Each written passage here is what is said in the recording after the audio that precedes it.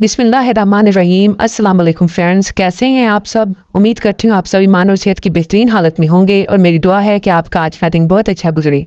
आज की कहानी शुरू करने से पहले मैं आपसे थोड़ी बातें करना चाहूँगी। तो अगर मेरी आवाज़ से, मेरी कहानी से या मेरी बातों से कोई भी मेरा देखने वाला बोर होता है तो वो इस वीडियो को सिर्फ डिज़ाइंस के लिए 2x के स्पीड में देख सकता है। तो आज मैं दोस्ती के बारे में कुछ बात करना चाहूँगी जो मुझे लगता है आजकल के हालात को देखकर मुझे मेरे सुनने वालों से शेयर करनी चाहिए। मुहतात रहें दोस्तों से, मुहतात रहें अपनों से, क्योंकि दुश्मन से कभी अपने अच्छे की उम्मीद नहीं होती हमें, तो हम इससे अपने नुकसान के अलावा कुछ उम्मीद नहीं रखते। पर दोस्तों से या ऐसे लोगों से जिनको हम अपना मानते हैं बहुत उम्मीदें वाबस्ता कर लेते हैं। इसलिए दोस्त ज़रूर बनाएं, पर इसके साथ ही अपनी लाइफ, अपनी बातें इतनी ही शेयर करें उस दोस्त के साथ कि अगर कल को वो दोस्त किसी भी वजह से हमारा दुश्मन बनकर खड़ा हो जाए तो हमें नुकसान ना पहुंचा पाए। और जितना कोई आपके लिए कर रहा है करने दें, पर खुद उसके लिए बस उतना करें कि अगर रिटर्न में वो सब आपको वापस ना मिले तो आपको तकलीफ ना हो।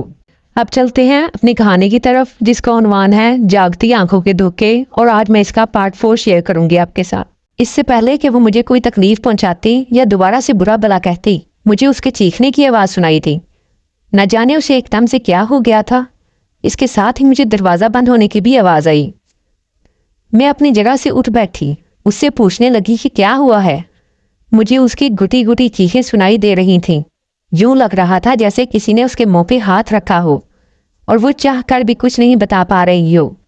तुम्हें क्या हुआ है सारा, तुम मुझे परेशान कर रही हो, मैंने फिक्रमंदी से पूछा। पर कोई जवाब ना आया, बल्कि मुझे महसूस हुआ जैसे उसके हाथ मेरे हाथों से टकराए हों।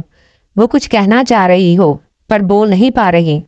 मैंने हाथ बढ़ाकर उसके हाथों को पकड़ना चाहा, पर मुझे लगा जैसे वो बिस्तर से उठ गई है, और इसके साथ ही दरवाजे के खुलने की आवाज़ आई।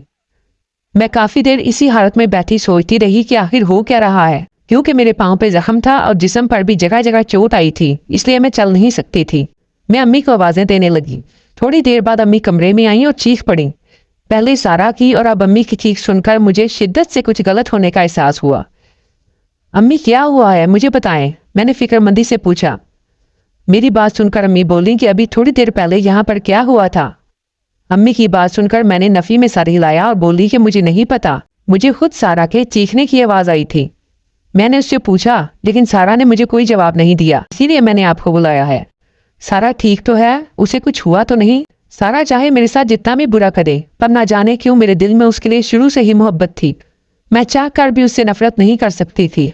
शायद इसकी वजह यह थी कि वो मेरे चचा की बेटी थी, और चचा भी वो जिसने मेरे वालिद के बाद मेरी और मेरी माँ की कफालत की, हमें कभी किसी चीज़ की कमी नहीं होने दी। भले उनकी बीवी और बेटी का रवैया हमारे साथ अच्छा नहीं था, लेकिन वो खुद हर मुमकिन कोशिश करते कि हमें हर सहूलत फराहम कर सकें।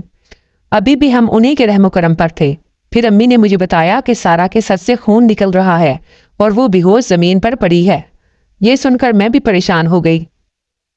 थोड़ी देर में वहाँ चची आ गई और ये तमाम मंजर देखकर उन्होंने वावेला मचा दिया और कहने लगी, अरे तुम दोनों ने मेरी बेटी को मारने की कोशिश की है। अरे लोगों, सुनते हो। इससे पहले कि उनका ड्रामा मजीद बढ़ता, अम्मी ने उन्हें खामोश करवा दिया और फिर उनके साथ सारा को लेकर अस्पताल चली गई, जबकि मैं घर पे बैठी ये सोच रही थी कि अभी थोड़ी देर पहले यहाँ क्या हुआ होगा। शायद सारा फिसल गई हो, जिसकी वजह से उसके सर पर चोट आई है, लेकिन अगर वो गिरी होती तो उसके गिरने की आवाज़ तो आती। मुझे तो सिर्फ उसकी चीख सुनाई दी थी और उसकी आवाज़ में खौफ नुमाया था। ऐसे लग रहा था उसने कोई डरावनी चीज़ देख ली हो। कई सवालात थे जो मेरे जहन में गर्दिश कर रहे थे, लेकिन मेरे पास इनमें से किसी एक का जवाब भी नहीं था। मैं इसी हालत में बैठी ये सब सोच रही थी जब अचानक मुझे महसूस हुआ जैसे कमरे में कोई दाखिल हुआ है। मैं अपने घर वालों को उनकी आहट से पहचान लेती थी कि कौन आया होगा, लेकिन ये आहट सबसे मुख्तलिफ थी। इसलिए मैं घबरा गई और खौफजदा होकर पूछने लगी, कौन है। दूसरी तरफ से मुझे कोई जवाब नहीं मिला। अब मुझे यूं महसूस हो रहा था जैसे कोई तेजी से मेरी तरफ बढ़ रहा हो, और फिर मुझसे थोड़े फासले पर कोई रुक गया और उसने मेरे सर पर हाथ रखा। ये महसूस करके मेरे दिल की धड़कन तेज हो गई, क्योंकि उसका हाथ आम इंसानों के हाथ से बहुत बड़ा था। उसका हाथ मेरे सारे सर को कवर कर रहा था। यूं लग रहा था कि वो किसी इंसान का नहीं बल्कि किसी और ही मखलूक का हाथ हो। मेरा सर चकराने लगा और मैं बेहोश होकर गिर पड़ी। दोबारा जब मुझे होश आया तो मैं कमरे में अकेली थी, मतलब अभी तक कोई भी घर वापस नहीं आया था। अब मुझे शिद्दत से खौफ का एहसास हुआ। मैं समझ नहीं पा रही थी कि अचानक से ऐसा क्या हो गया है, पहले तो कभी ऐसा नहीं हुआ था। मैंने बिस्तर से उठने की कोशिश की लेकिन दर्द से उठ नहीं पाई। लेकिन अब मुझे शदीद प्यास लगी थी और पानी की तलब इतनी ज्यादा हो गई थी कि मेरे पास उठने के अलावा कोई चारा नहीं बचा। लिहाजा मैं लंगड़ाती हुई उठी और किचन का दरवाजा टटोलने लगी। मैं हवा में हाथ लहराकर पानी का कूलर ढूंढने की कोशिश कर रही थी जब अचानक मुझे यूं महसूस हुआ कि किसी ने मेरा हाथ पकड़ लिया है। ये एहसास बहुत वाज़ेह था। मैंने अपना हाथ छुड़वाने की बहुत कोशिश की लेकिन पकड़ने वाले ने मेरा हाथ ना छोड़ा। मैंने मुंह से कुछ बोलना चाहा मगर अचानक ही मेरी आवाज़ बंद हो गई। एक अजीब सी कुव्वत थी जिसने मेरे पूरे जिस्म पर कब्जा कर लिया था। मैं चाह कर भी हिल नहीं पा रही थी और ना कुछ बोल पा रही थी। इस सब से मुझे बहुत डर लगने लगा। मेरी आंखें आंसुओं से भर गई थीं, मेरे होंठ कांप रहे थे, पर मेरे हलक से आवाज़ नहीं निकल रही थी। अचानक से मेरे जिस्म को आज़ादी मिली। मैंने जल्दी से पूछा, कौन है यहाँ? मेरी आवाज़ सुनकर कोई मुस्कुराया। ये हंसी बहुत खूबसूरत थी और ये कोई मर्दाना हंसी थी। ये हंसी सुनकर मुझे अचानक मेरे घर के बाहर वाला शख्स याद आया जिसने मेरी तारीफ की थी और जिसकी वजह से मुझे सारा खाई में गिराने ले गई थी। जब मैंने उसे इस सब बारे पूछा तो वो बोला, मुझे अंदाज़ा नहीं था कि तुम इतनी जल्दी मुझे पहचान लोगी।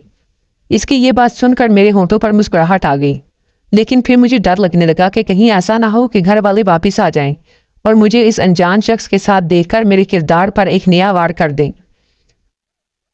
साथ ही मुझे इस शख्स से भी डर महसूस होने लगा क्योंकि जो कोई भी था मेरे लिए अजनबी था। मैं उसे जानती नहीं थी, इसलिए मेरा उसके साथ अकेले एक घर में होना और उससे बातें करना बिल्कुल भी मुनासिब नहीं था।